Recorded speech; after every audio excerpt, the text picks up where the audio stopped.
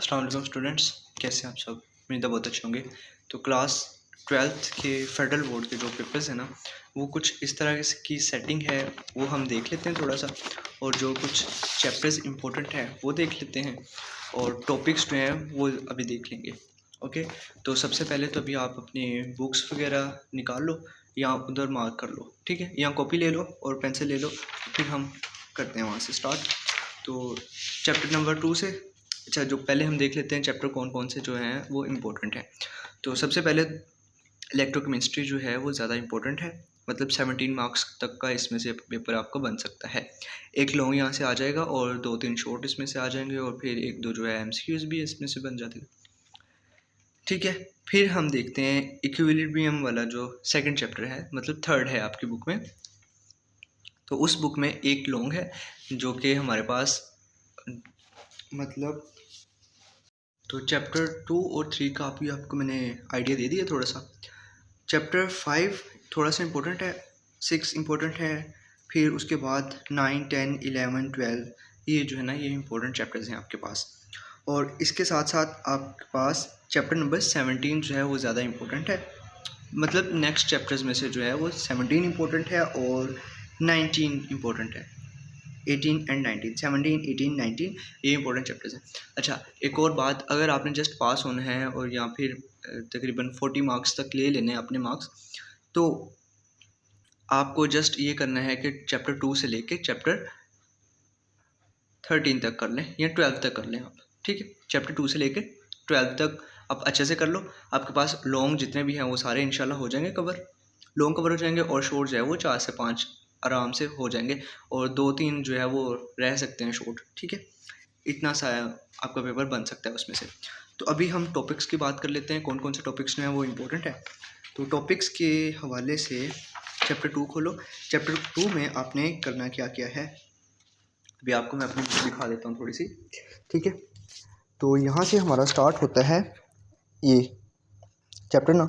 तो यहाँ जस्ट आपने इसमें डेफिनेशन कर लेनी है ऑक्सीडेशन नंबर एंड रिडक्शन की, सॉरी ऑक्सीडेशन एंड रिडक्शन जो है इसमें आपने डिफरेंस करना है। तो जब डिफरेंस कर लेंगे उसके बाद आपने इसमें कंस्ट्रक्शन कैसे, ये वाला जो है ना ये इंपॉर्टेंट है, ये एग्जांपल आपने लाजमी कर लेनी है, ये वाली एग्जांपल, ठीक है। ये और जो सेल्फ असेसमेंट है इनकी वो लाजमी आपने एक बार कर लेनी है, ओके। फिर ऑक्सीडाइजिंग एजेंट आपने फाइंड करना है, और फ़िलहाल तो आप ये वाला ट्राई करें एक बार, ये एग्जांपल। तो होप सो इसी टाइप की आपके पास एग्जांपल बन जाएगी। फिर ये वाला थोड़ा सा इंपॉर्टेंट है, आपने तो इसमें आपने जस्ट साल्ट ब्रिज और इसकी डेफिनेशन करनी है कि साल्ट ब्रिज होता क्या है, ठीक है, ये लिखा हुआ है साल्ट ब्रिज क्या होता है। तो इसी तरह आपके पास ये पूछ लेंगे, ये इक्वेशन के बारे में पूछ लेगा, कैसे इक्वेशन बनती है, डैनियल सेल की डेफिनेशन पूछ लेगा, ठीक है, इस तरह। और इसमें जो दूसरी इंपॉर्टेंट बात है वो ये है कि आपको ये वाली पता होनी चाहिए, ठीक है, SHE मतलब स्टैंडर्ड हाइड्रोजन इलेक्ट्रोड, ये वाला। इसमें जितनी भी इक्वेशंस हैं ये वाली आपको अच्छे से पता होनी चाहिए, और ये उसके ये सारी चीज़ें हैं स्टैंडर्ड, जो कंडीशंस होती हैं वो ये हैं, अप्लाई कौन कौन सी होती हैं वो आपने बताना होता है, ठीक है। ये सारी चीज़ें आ गई आपके पास। और फिर इसमें ये वाली चीज़ है, अच्छा, मेजरमेंट जो है वो सेम होती है, ठीक है, सेल पोटेंशियल की डिटर्मिनेशन और मेजरमेंट सेम होती है। फिजिबिलिटी आपको जस्ट ये बताती है कि अब ये मतलब अगर माइनस में है तो वो फिजिबल नहीं है, अगर पॉजिटिव में आ गया तो वो फिजिबल है। ये वाला तो हमारे पास वैसे ही नहीं है ना, ठीक है। नेक्स्ट है इलेक्ट्रोकेमिकल सीरीज़। अच्छा, इसको हम ये वाला सवाल एज अ शॉर्ट भी पूछा जा सकता है कि ये सीरीज़ दी गई है, ठीक है, तो इसमें से कोई एक या दो पूछ लेगा वो, मतलब अगर सिल्वर नाइट्रेट है तो क्या कॉपर उसको रिप्लेस करेगा सिल्वर को या नहीं करेगा, तो इस तरह का सवाल इसमें से पूछा जाएगा, ठीक है। आपने इसको देखते हुए बताना है। फिर इस ये वाला न्यूमेरिकल आपके पास आएगा, ये वाला न्यूमेरिकल, ठीक है, ये न्यूमेरिकल है, जस्ट आपके पास ये ख़त्म हो गया, कंप्लीट हो गया, ठीक है।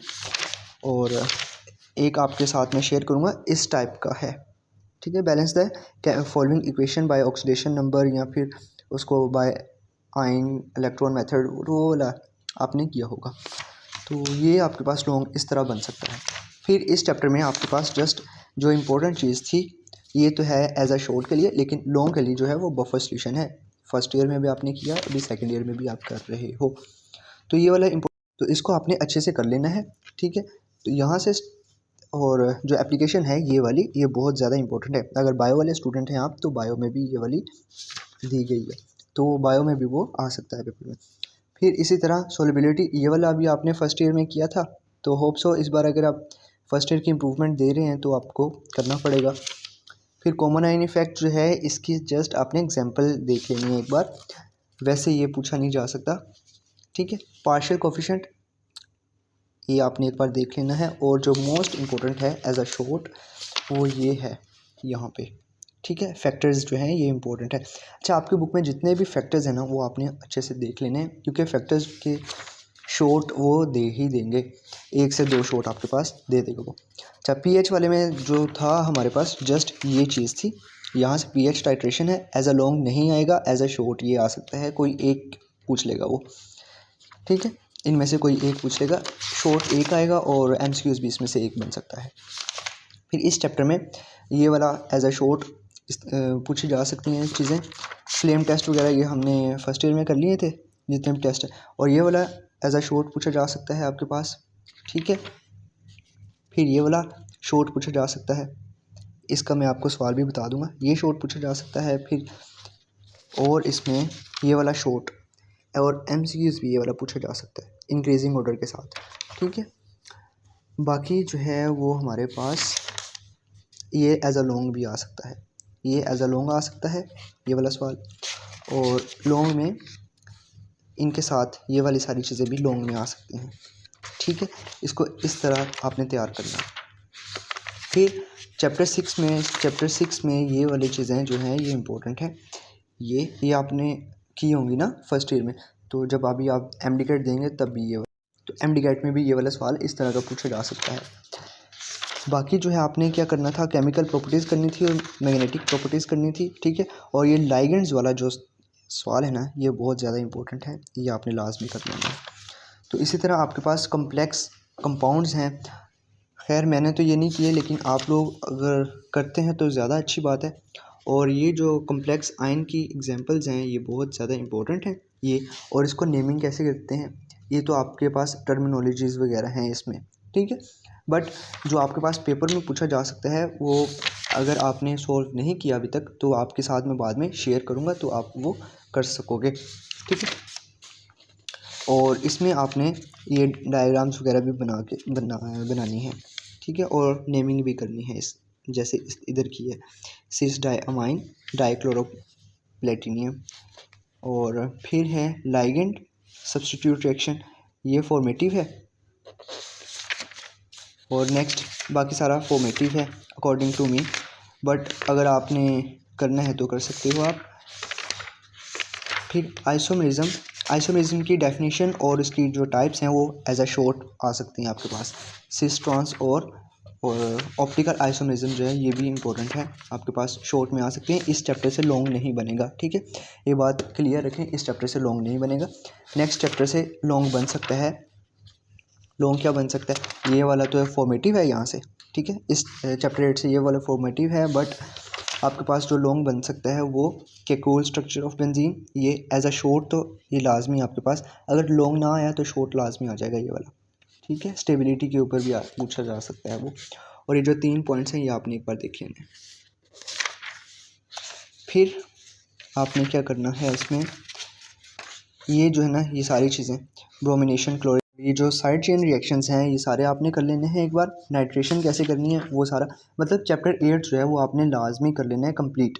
अगर आप मतलब कि इसको आप अटैम्प्ट नहीं करते तो फिर आप नेक्स्ट वाले जो चैप्टर्स हैं वो 9, 10, 11, 12 वो आप इसको अच्छे से नहीं कर सकते, ठीक है, क्योंकि ये तो बेसिक है, बेसिक चीज़ें थी, ये आप करोगे तो अच्छी बात है, और आपका पेपर में स्टेप्स जो हैं वो भी ऐसे पूछे जा सकते हैं। अच्छा, अल्काइलेशन जो है उस, और जो असाइलेशन है एसाइलेशन वो आपने अच्छे से कर लेनी है। हाइड्रोजनेशन इतनी इंपॉर्टेंट नहीं है, बट फिर भी आपने इसको एक बार अच्छे से देख लेना है। तो चैप्टर 8 में ऑर्थोपैरा वाला ये वाला भी इम्पोर्टेंट है, ठीक है। चैप्टर 9 में जाते हैं। चैप्टर 9 में हमारे पास प्रिपरेशन शॉर्ट में पूछी जाएगी, क्योंकि हमने ये लास्ट ईयर किया था, लॉन्ग में किया था ना आपने, ये वाला इंपॉर्टेंट है यहाँ पे, ठीक है, ये वाली। रिएक्शंस। और SN1 एंड SN2 मैकेनिज़्म, ये इस चैप्टर का वो है जिसको हम ब्रेन कह सकते हैं, वो ये है, ठीक है, मतलब हार्ट। फिर है एलिमिनेशन रिएक्शंस। अच्छा, ये दो ये चीज़ें करनी है और दो ये चीज़ें आपने करनी है इस चैप्टर से मेन।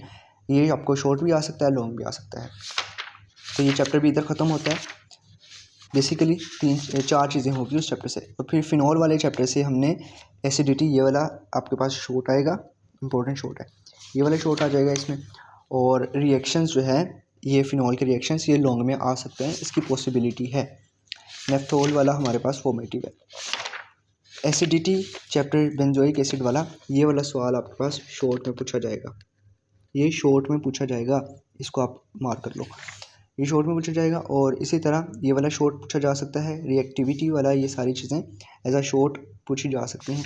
इस चैप्टर में जो लॉन्ग है वो ये है, तो लॉन्ग वो हमारे पास ये वाला है, ठीक है। तो इसके साथ साथ एक ये वाला हमारे पास लॉन्ग बन जाता है छोटा सा। तो हम चैप्टर 12 करके इसको वीडियो को एंड करते हैं। नेक्स्ट वीडियो हम मतलब इस पार्ट को एंड करते हैं। फिर प्रिपरेशन ऑफ अमाइंस जो है ये आपके पास लॉन्ग में आना है। प्रिपरेशन ऑफ अमाइंस मतलब इसको इस तरह आ सकता है कि अमाइंस, सेकेंडरी अमाइंस और प्राइमरी अमाइंस को हम कैसे बना सकते हैं। मतलब 2 से 3 चीज़ें आपके पास वो दे देगा, कोई से 2 फंक्शनल ग्रुप्स दे देगा। जैसे कि हमारे पास यहाँ पे दिया गया था, अभी आपको मैं दिखाता हूँ। लुक, ये देखो, ये सवाल है, write down reagents and conditions used to prepare primary and secondary amines starting from chloroethane, ethanamide और मिथाइल साइनाइड। तो इस तरह ये सवाल हमसे पूछे जा सकते हैं। तो इसी तरह बेसिसिटी ऑफ अमाइंस जो है वो एज अ शॉर्ट। फिर फॉर्मेशन ऑफ नाइट्राइल्स, हाइड्रोलिसिस, ये इतने ज़्यादा इंपॉर्टेंट नहीं है बट ये इंपॉर्टेंट है यहाँ पे, ठीक है। ये वाला ये सवाल आपको कर लो और हमारा यहाँ पे ख़त्म हो जाता है चैप्टर। तो चैप्टर ख़त्म हो गया। तो पॉलीमर्स वाले में से हमने जो सवाल 1-2 सवाल करने हैं वो ये हैं, अभी आपको मैं दिखा देता हूँ। ये वाला, ये जो सवाल आप देख रहे हो ये वाला आपने करना है फर्स्ट, ठीक है। ये सवाल ऐसा है जो कि पेपर में आपके पास पूछा जा सकता है, मोस्ट इम्पोर्टेंट ये सवाल है। फिर इसको छोड़ते हैं। अब पॉलीमराइजेशन होती क्या है और उसकी टाइप्स जो हैं वो आपने एक बार देख लेनी है। वैसे ये चैप्टर इधर एंड हो जाता है। बाकी नेक्स्ट 14 एंड 15 जो है वो हमारे पास नहीं है, तो हम नेक्स्ट जो है बाकी नेक्स्ट पार्ट में हम देखते हैं इसको। ओके, अल्लाह हाफिज़।